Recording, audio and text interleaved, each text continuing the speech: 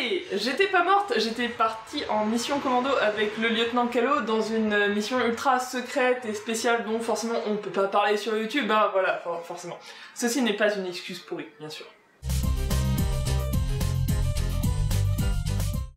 Bonjour tout le monde, alors ça faisait tellement longtemps que je t'ai pas venu que je sais même plus si on avait vraiment teasé le sujet de cette vidéo dans la dernière qu'on avait faite, mais effectivement on est de retour pour une nouvelle vidéo dans la série sur les personnages non binaires et la fiction, et c'est vrai que dans les dernières vidéos on a été beaucoup trop sympa, hein. Globalement on a parlé que des trucs qu'on aimait, c'était ce qu'on voulait faire, hein, mais il y a aussi quand même quelques clichés sur les personnages non binaires qu'on retrouve dans la fiction qui ont tendance, je sais pas si on peut dire problématiques, mais en tout cas à nous agacer. Oui, c'est plus des choses qui sont un petit peu agaçantes, surtout de par leur répétition, plutôt que des choses qui font qu'un personnage va être rejeté.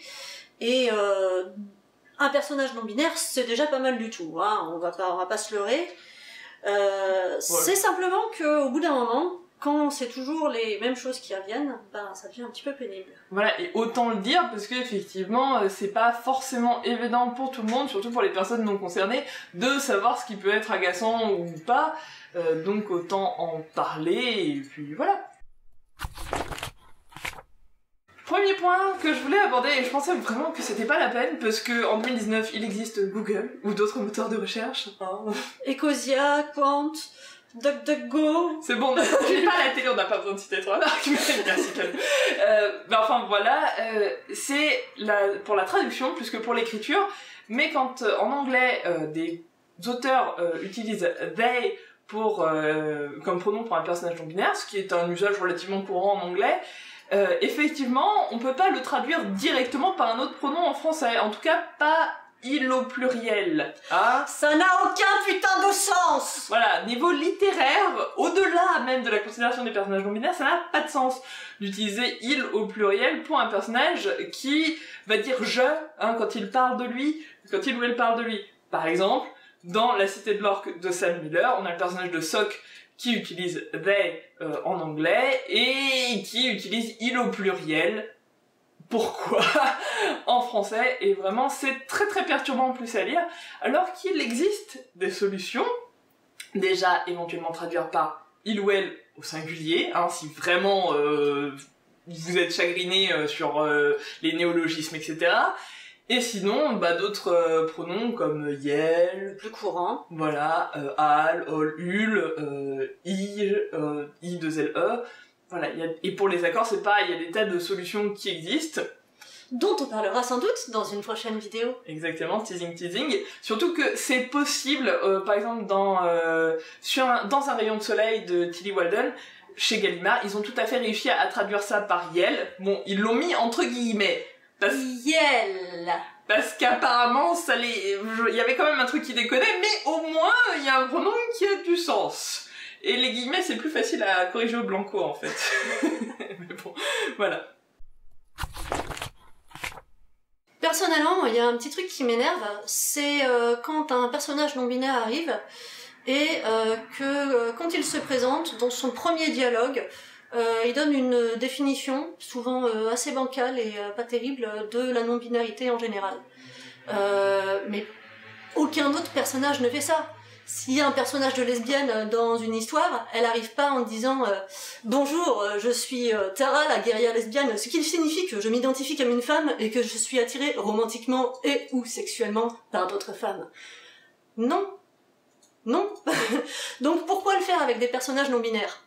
Alors, certes, je peux comprendre que ce soit parce que l'auteur a peur que le lecteur comprenne pas bien, mais c'est toujours quelque chose qu'on peut développer soit dans la narration, soit dans un dialogue avec d'autres personnages, mais plus tard. C'est pas la peine de donner une définition comme ça qui sort de nulle part dès la présentation, sachant que c'est quand même souvent des définitions qui sont pas terribles et qui donnent l'impression que l'auteur finalement a pas très bien compris ce que c'était que la non-binarité, a tapé sur son moteur de recherche. Qu'au moins lui il connaissait, donc bon on va pas se plaindre. Hein, voilà, hein, au moins, voilà, c'est la deuxième étape là, quand on sait ce que c'est qu'un moteur de recherche, Et qu'il a pris le premier truc qu'il a trouvé là sur la première page Wikipédia et qu'il en a fait une généralité.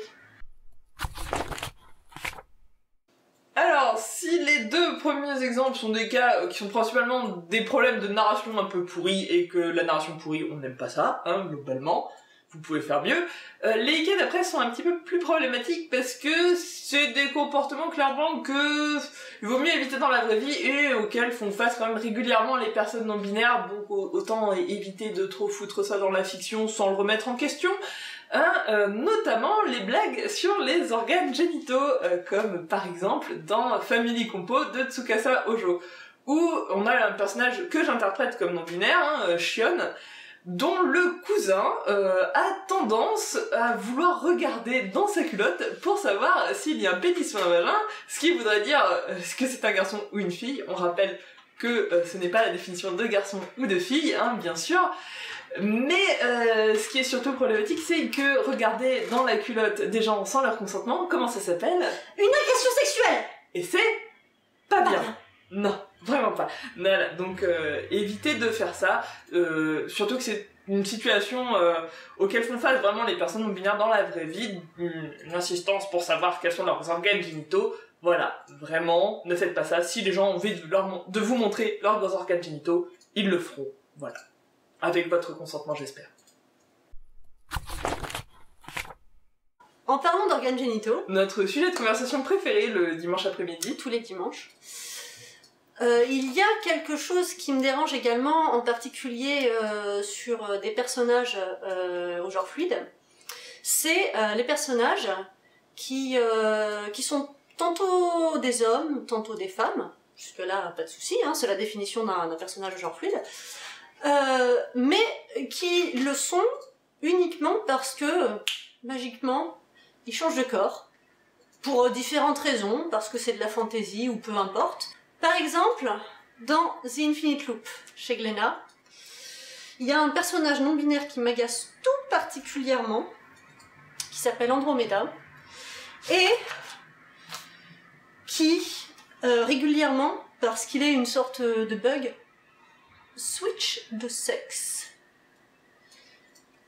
Et donc change de corps et d'apparence, et donc devient un garçon ou devient une fille, parce qu'il switch de sexe. Parce que quand j'ai un pénis, je suis un garçon, et quand j'ai un vagin, je suis une fille. Non, c'est pas ça la définition. Faut arrêter de confondre sexe et genre. Hein. Contre-exemple, dans Le Prince et la Couturière, encore une fois, il y a un personnage de genre fluide, qui s'identifie tantôt comme un garçon, tantôt comme une fille, et qui ne change pas de corps, simplement, il change de vêtements, parce qu'il met les vêtements avec lesquels il se sent plus à l'aise, en fonction de son genre. C'est comme ça que ça marche dans la vraie vie. Ça s'appelle changer de présentation, pas de sexe. Voilà. Comme ça, vous le savez maintenant. Et un dernier point sur les organes génitaux, parce que, après tout, on ne s'en lasse pas, et pro tip, vous avez peut-être commencé à comprendre qu'en fait, faire un focus sur les organes génitaux des gens trans, qu'ils soient non-binaires ou pas, c'est peut-être pas l'idée du siècle, parce que honnêtement vous le feriez pas sur un personnage cis, à moins que vous soyez en train d'écrire de la littérature érotique, auquel cas vous pouvez y aller parler des bites de 52 cm, hein, y a pas de souci. Bernie, ma grand-mère qui Redevenons sérieux, ce dont je voulais te parler, c'est de la confusion qui est très souvent faite entre les personnages intersexes et les personnages non-binaires, qui sont en fait souvent les deux d'un coup, parce que les gens font pas la différence entre les deux. Alors, je vais citer directement des exemples et des définitions données par des militants intersexes, parce que voilà, je ne suis pas concernée et c'est toujours mieux de citer les concernés. Donc, les personnes intersexes sont nées avec des caractères sexuels qui ne correspondent pas aux définitions types des corps masculins ou féminins. Attention, ça ne concerne pas forcément les organes génitaux, les variations peuvent être diverses. Et si vous vous souvenez de la définition qu'on a donnée de la non-binarité, eh bien ce n'est pas la même chose. On rappelle, la non-binarité, c'est des personnes qui ne s'identifient pas ni comme hommes ni comme femmes, qui peuvent s'identifier comme les deux, comme entre les deux à la fois.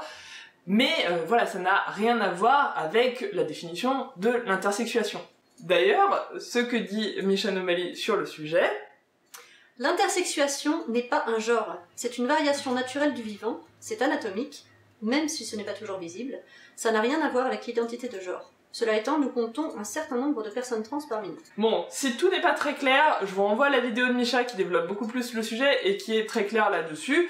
Tout ce que je veux dire, c'est que intersexe n'est pas forcément égal à non-binaire, même si, des fois, ça peut l'être. Le problème, c'est que dans la fiction, c'est 95% du temps le cas, j'ai l'impression, surtout sur les personnages non-binaires qui sont intéressants et qui sont un peu développés. Par exemple, dans Les Seigneurs de Bohème d'Estelle Faye, chez Critique, vous savez combien j'aime ce livre, mais le personnage de Sorens est décrit comme hermaphrodite. Alors en plus c'est un terme qu'il faut vraiment essayer d'éviter au maximum, hein. Les militants intersexes sont assez globalement d'accord sur le fait que voilà, c'est pourri, ne l'utilisez pas. Et voilà, sinon le personnage de Sorens c'est très bien, mais il n'avait pas besoin d'une explication à sa non-binarité en étant intersexe. Il pouvait tout à fait être non-binaire, puisque voilà, il était non-binaire. C'est aussi le cas dans Rainbow Warriors, que tu n'as toujours pas lu, où il y a également un personnage non-binaire qui est non-binaire parce que intersexe. Cela dit, c'est aussi un personnage que j'aime bien, parce qu'il est agent secret, TMTC, dans un livre que j'aime bien. Bref, on vous a présenté plusieurs exemples de choses qu'il vaut mieux éviter, ou en tout cas qu'on aimerait voir moins souvent dans la littérature et dans la fiction en général quand on parle de personnages non-binaires. Après, globalement, enfin moi en tout cas, je n'ai cité que des œuvres que j'aime, que j'apprécie, et dont je trouve les personnages non-binaires bien écrits en fait sur leur non-binarité. J'ai pas trouvé les personnages complètement débiles, irréalistes ou vraiment problématiques, je sais pas, c'est pas des choses ultra craigneuses qui font que je déconseille ces œuvres. Alors personnellement, j'aime beaucoup Rainbow Warriors. Par contre, Infinite Loop, je trouve que le personnage non-binaire est vraiment pourri et que la BD en elle-même n'est pas très intéressante. Mais bon, c'est pas non plus dramatique. C'est simplement que c'est pas bien écrit. Mais bon, ça je justifie pas de jeter des cailloux aux gens. Voilà, c'est pas, on dit pas qu'il faut boycotter ces œuvres ou quelque chose dans ce genre-là. Au contraire, justement, c'est aussi les personnages non binaires, il y en a pas beaucoup et il faut bien apprendre au fur et à mesure. Et franchement, toutes les catégories de personnages, il y a des représentations plus ou moins problématiques. Voilà, personnellement, je tends à penser que une mauvaise représentation vaut mieux que pas de représentation du tout. Et quand j'étais jeune, j'ai grandi avec comme seule représentation de personnages non-binaires Frankenfurter de Rocky Horror Picture Show. Et on voit ce que ça donne. C'est sûr que c'est pas la représentation la plus woke du monde, mais je trouve que c'était quand même déjà vachement mieux que rien. Bref, on a un petit peu insisté là-dessus, hein, mais je pense que c'est mieux de le redire et de le redire plutôt qu'on pense qu'on veut faire un autodafé avec des bouquins qu'on n'a pas aimés, alors que vraiment, c'est pas le cas. Et de toute façon, vous savez quoi, si jamais vous avez encore des questions, mais comment diable puis-je éviter de faire tous ces clichés qui sont pas forcément ouf, eh bien restez abonnés à la chaîne, voilà, ou abonnez-vous si c'est pas déjà fait, parce que on a prévu une vidéo sur le sujet. Ah, comme le monde est bien fait, hein, voilà. À bientôt, Kélo alors. Générique.